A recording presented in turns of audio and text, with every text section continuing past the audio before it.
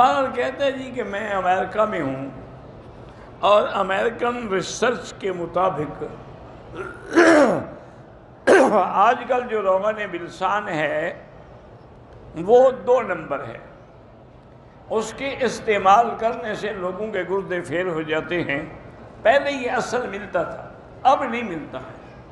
پہلے بدن میں سے بھی اصل ملتا تھا، اب بدن میں بھی 2 نمبر ہے. بہرحال روغن بلسان کا فوائد اپنی جگہ، لیکن یہ تو ضروری ہے نا کہ اصل لیا جائے. اگر اصل نہ ملے پھر نہ لیں. کہتے جی کہ آپ نے کسی درس میں شاید روغن بلسان کے فوائد پر بات کی تھی. بھئی اب مجھے کیا پتہ ہے، کسی حکیم سے کہیں وہ آپ کو ڈھونڈ کے لا دے. مجھے تو پتہ نہیں کہ اصلی اور نقلی کیا ہے. میں دوبارہ یہ سمجھتا ہوں کہ جتنے بازاروں میں بک رہے ہیں سارے نقلی ہیں. ان کا کوئی اعتبار ہے ہی نہیں. اتنا سستا بلسان مل ہی نہیں سکتا. اس کا بہتر حل جو ہے 2 ہے. ایک تو اگر آپ کا کوئی دوست ہو بدر میں تو اس سے کہیں کہ وہ روغن بلسان اپنے سامنے نکلا کے شیشی میں بند کر کے تمہیں بھیجیں. اور دوسرا یہ ہے کہ بلسان کی لکڑی جو ہے نا وہ مل جاتی ہے.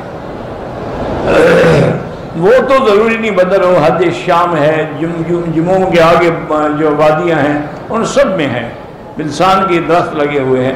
تو میرے ایک بزرگ دوست تھے اور بہت بڑے حکیم تھے، حکیم حنیف اللہ رحمۃ اللہ علیہ.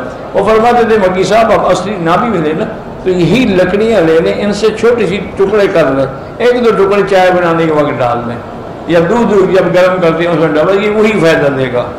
اور شک بھی نہیں ہوگا کہ اصلی ہے کہ نقلی ہے.